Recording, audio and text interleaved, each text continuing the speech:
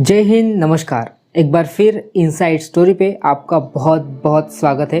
और हर बार की तरह इस बार भी आज हम एक ऐसी घटना पे बात करने वाले हैं, डिस्कस करने वाले हैं जो कि दिल्ली में एक आंदोलन हुआ था, उससे रिलेटेड भी है कि वहाँ पे खिलाफत 2.0 का जिक्र हुआ था। तो आज हम खिलाफत पे बात करने वाले हैं। खिलाफत के आड़ में मोपला हिंदू नरसंहार की कहानी आज आपके साथ मैं डिस्कस करने वाला हूँ।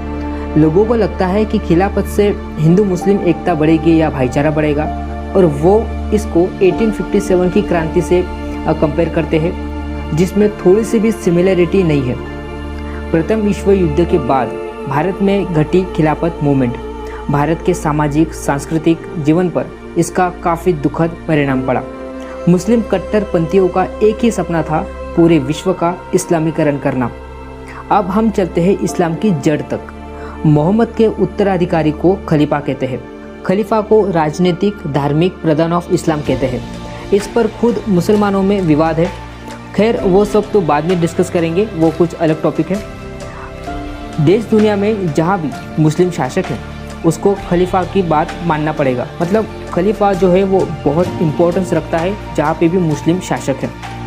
खलीफा द्वारा शासित मतलब खिलाफत, और सभी मुस्लिम खिलाफत को ही अपना शासक मानते हैं, फिर चाहे वो भारतीय मुसलमान हो या फिर उइगर मुस्लिम हो। इसीलिए खलीफा ने भारतीय मुसलमानों से मदद मांगी खिलाफत मूवमेंट में। 19वीं सदी में भी अंग्रेजों का डंका पूरे चारों ओर बजा हुआ था। साम्राज्य विस्तार की नीति और गति तीव्र पकड़ने लगी थी। 19वीं शताब्दी के अंतिम सालों में जब ओटोमन खलीफा अब्दुल हमीद द्वितीय की स्थिति बाद में बद से बदतर हो गई, तो उसने भारतीय मुस्लिम से कहा कि हमें आपकी मदद की ज़रूरत है, क्योंकि भारत में मुस्लिम जड़ें मजबूती से ज़मीन में धंसी हुई थी। मुगलों ने धर्मांतर कर कर के लोगों को कट्टर मुसलमान बनाया गया, और यही कट्टरता आगे चल के खलीफा के बहुत काम आई। खलीफा ने देश भर में, दुनिया भर में इस्लाम को फैलाने में प्रोत्साहन दिया, और पैन इस्लामिक वाद की योजना के अंतर्गत अपने विश्वासु जलालुद्दीन अफगानी को भारत भेजा, और भारत में इसको फुल सपोर्ट मिला। दुनिया भर में इस्लाम स्थापित करने के लिए भारत में हिंदू विरोधी मुस्लिम दलों का आगमन हुआ। इस योजना में सबसे आगे थे मौलाना अब्दुल आज़ाद। वर्तमान में एक यूनिवर्सिटी है जो हमेशा विवादों में रहती है, नाम है जामिया इस्लामिया।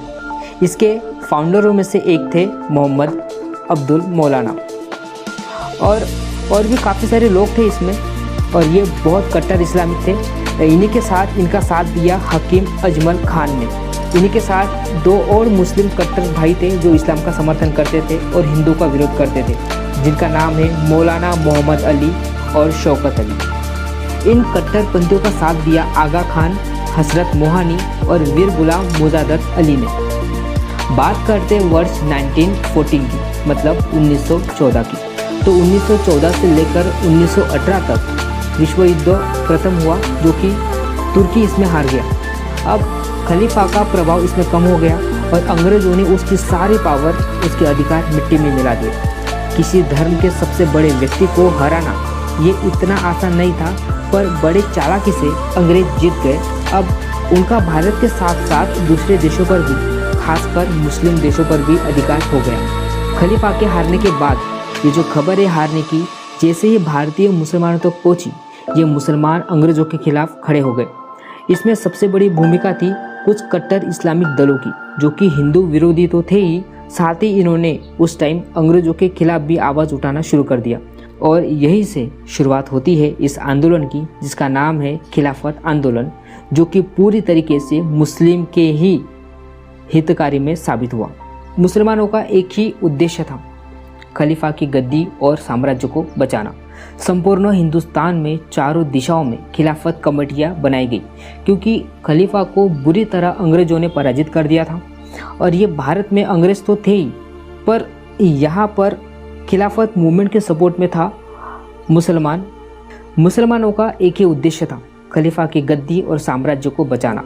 संपूर्ण हिंदुस्तान में चारों दिशाओं में खिलाफत कमेटियां बनाई गई, क्योंकि खलीफा को बुरी तरह अंग्रेजों ने हरा दिया था, और भारत में अंग्रेज तो थे ही, तो यहाँ पर खिलाफत के सपोर्ट में जो मुस्लिम थे उन्होंने हिंदुओं के विरोध में भी आंदोलन शुरू कर दिया। तो यहाँ के जो मुसलमान थे वो अंग्रेज़ों के खिलाफ़ हो गए और उनको हिंदू की नीड थी, मतलब मुसलमानों को हिंदू की ज़रूरत थी, क्योंकि हिंदू भी परेशान थे अंग्रेज़ी शासन से।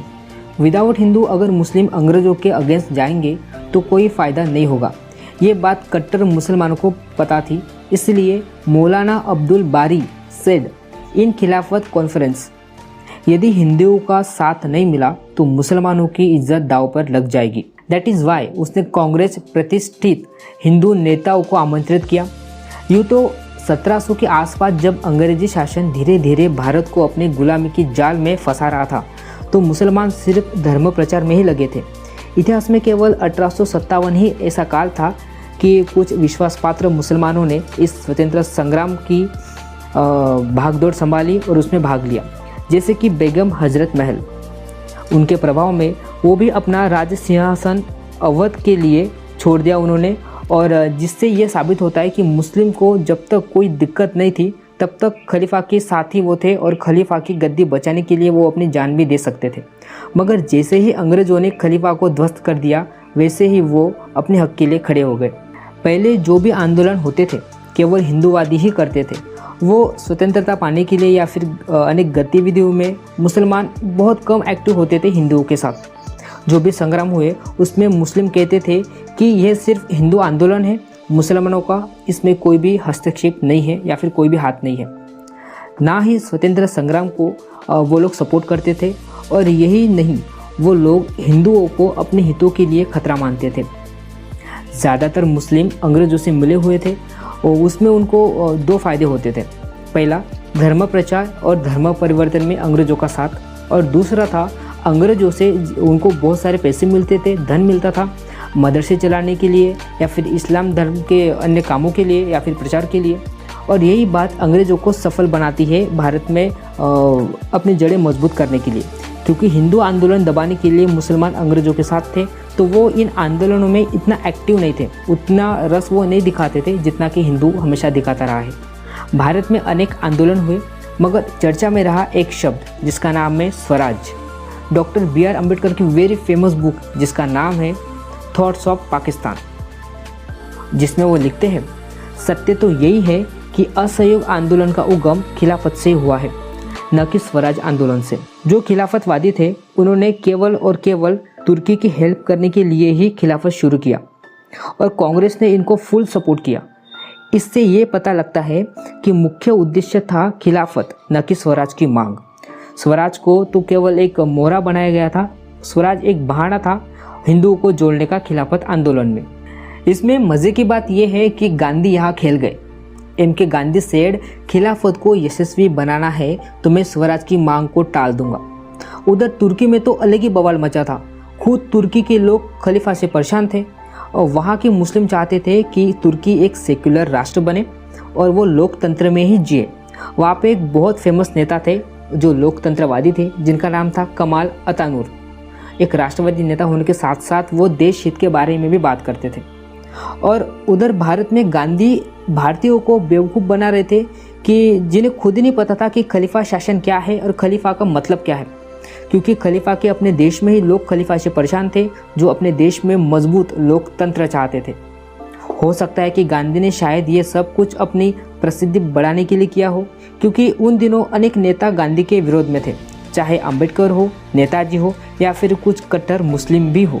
गांधी के नेतृत्व में कांग्रेस की मदद से अनेक कट्टर मुसलमानी और इस्लामी लोगों को आर्थिक मदद दी गई फॉर खिलाफत आंदोलन। 1921 में हकीम अजमल खान, 1923 में वेरी कट्टर मुस्लिम मौलाना मोहम्मद अली जौहर और मौलाना अब्दुल कलाम आज़ाद, इनको कांग्रेस का अध्यक्ष बनाया गया। जैसे ही ये बात अंग्रेज़ों के कानों पर पड़ी, अंग्रेज निश्चिंत हो गए और ऐलान किया कि कांग्रेस की स्वराज की मांग सभी वर्गों की नहीं है, इसलिए इसे सीरियस लेने की कोई ज़रूरत नहीं है। वो जान चुके थे कि इसमें मुसलमान स्वराज नहीं चाहते, वो तो केवल खलीफा को ही चाहते थे उसकी गद्दी बचाने के लिए। वैसे भी खिलाफत के कारण मुसलमानों की स्थिति काफ़ी चेंज हो गई, मतलब बहुत बेहतर हो गई थी। लेकिन अभी भी इनको तमाम हिंदुओं की ज़रूरत थी अपनी मजहबी स्थिति को बेहतर बनाने के लिए, क्योंकि हिंदुओं को चाहिए था आज़ाद भारत। स्वतंत्रता के लिए कितनी जानें कुर्बान हो गई, इतने युद्ध लड़े गए, तो इनको लगा कि हो सकता है कि खिलाफत के ज़रिए स्वराज हमें मिल सकता है। MK गांधी ने इस आंदोलन में राजनीतिक अवसर देखा और समस्त कांग्रेसियों को कहा, उनको मनाया, प्लीज़ सपोर्ट खिलाफत आंदोलन, जिससे हिंदू मुस्लिम भाईचारा बढ़ेगा, एकता बढ़ेगी और हमें स्वतंत्र भारत मिलेगा। कुछ ऐसे ही दिनों का जिक्र करते हैं जिसमें खिलाफत का रुख बदला। तारीख 17 अक्टूबर 1990 मतलब 17 अक्टूबर 1919 खिलाफत दिन के रूप में ये दिन मनाया जाता है। 23 नवंबर 1919 एट दिल्ली अखिल भारतीय खिलाफत अधिवेशन गांधी के अध्यक्षता में हुआ। अगस्त 1920 में एट कोलकाता, जिसमें कांग्रेस का स्पेशल अधिवेशन हुआ और गांधी ने खिलाफत के मुद्दों पर इस अधिवेशन में एक IMP पॉइंट है जो कि हर एक भारतीय को जानना चाहिए। खिलाफत और असहयोग आंदोलन का संबंध। कुछ वामपंथी और कांग्रेसी विचारपंथियों ने क्या किया कि इन दोनों आंदोलनों को अलग अलग दिखाया। देखा जाए तो असहयोग आंदोलन खिलाफत आंदोलन के पक्ष में ही था। भारत के इतिहासकार सेड कि असहयोग आंदोलन जो है वो स्वराज की मांग then Rowlatt Act plus Jallianwala Bagh हत्याकांड के विरोध में था। इसके विरोध में हमने शुरू किया था, बट कांग्रेस में जो ड्राफ्ट लाया गया वो ड्राफ्ट के अकॉर्डिंग उसमें ओनली एंड ओनली खिलाफत का ही मुद्दा था। बाद में कांग्रेस के अध्यक्ष जो थे, जिनका नाम है विजय राघवाचार्य, और बाकी लोगों ने आवाज़ उठाई, आवाज़ बुलंद की, तो इन प्रस्तावों में स्वराज्य और दूसरे कई सारे मुद्दे शामिल किए गए, जिसमें रोलट एक्ट का भी जिक्र है। खिलाफत में हिंदू का सपोर्ट मिलने के लिए गांधी सेड कि खिलाफत मुस्लिम की गाय है। गांधी ने स्वराज का झूठा आईना दिखाया और हिंदुओं को राजी करने के लिए काम किया।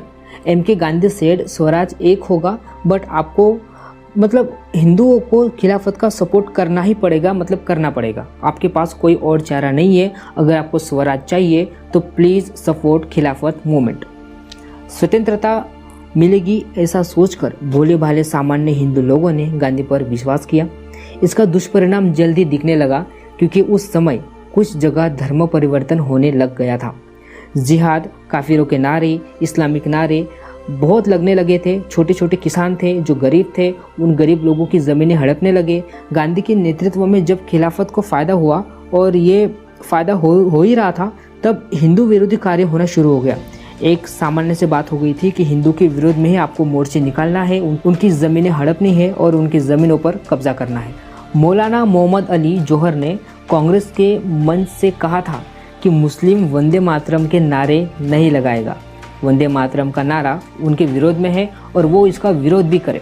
अल्सो ही सेड, मज़हब के अनुसार चरित्रहीन मुसलमान को मैं गांधी से बेहतर मानता हूँ। व्यक्तिगत रूप में MK गांधी बहुत अच्छे इंसान हैं, मगर वो हिंदूवादी है, हिंदुस्तानी है। ये सब सुनने के बाद भी गांधी को पता नहीं लगा कि उनमें और भारतीय लोगों में क्या फ़र्क है। मौलाना के इस बयान से मुसलमानों को राष्ट्र विरोधी और धर्म विरोधी बनाया। नफ़रत की जालों में मुसलमान ऐसा फंसा कि वो अभी तक इससे निकल नहीं पाए। सामान्य से सामान्य मुस्लिम का भी एक ही लक्ष्य था कि भारत को कैसे भी करके हमें इस्लामिक राष्ट्र बनाना है, और उसका सबसे बड़ा आधार था धर्म परिवर्तन। जब तक हिंदू या फिर छोटे मोटे जो अंग्रेज़ व्यापारी थे उनको मुसलमान नहीं बनाते, तब तक इनको काफिर कहते रहो। और वैसे भी बहुत सारे अपमानजनक टिप्पणियाँ या फिर भाषण इन मुस्लिम लोगों के द्वारा बड़े बड़े मंचों से होते रही। कुछ हिंदू नेताओं ने गांधी को समझाने की बहुत कोशिश की, जैसे कि स्वामी श्रद्धानंद। उन्होंने कहा, जब मैंने खिलाफत आंदोलन की इस मजहबी हिंसा को समझा, उसको परखा, तो मुझे समझ आ रहा है कि इनका उद्देश्य कुछ और है। आए दिन हिंदू विरोधी नारे लगने लगते हैं, आपको इनको रोकना पड़ेगा। तो उत्तर में गांधी ने कहा कि he was smiling and said कि ये लोग तो कांग्रेस के खिलाफ नहीं है और ना ही हिंदू के खिलाफ है, ये लोग जो है वो अंग्रेज़ों के खिलाफ है। फिर श्रद्धानंद जी ने कहा कि ये तो आपके अहिंसा के विचारों का अंत करने जैसा है। और अभी तो जब से कुछ मौलानाओं की स्थिति मजबूत हो रही है, तब से उनके मन में उनके मन में भारत विरोधी भावनाएं पनप रही है, और एक समय ऐसा आएगा कि आप उसको रोक नहीं पाओगे। और कुछ दिनों बाद ही स्वामी श्रद्धानंद जी की ये बात सच साबित होने लगी। खिलाफत मूवमेंट का सबसे पहला शिकार हुआ मोफला। और मोफला आंदोलन, आपको पता है कि यहाँ पे बहुत बड़ा नरसंहार हुआ था और इसी की कहानी हम जानेंगे नेक्स्ट एपिसोड में। तब तक like share and subscribe our channel. जय हिंद, नमस्कार।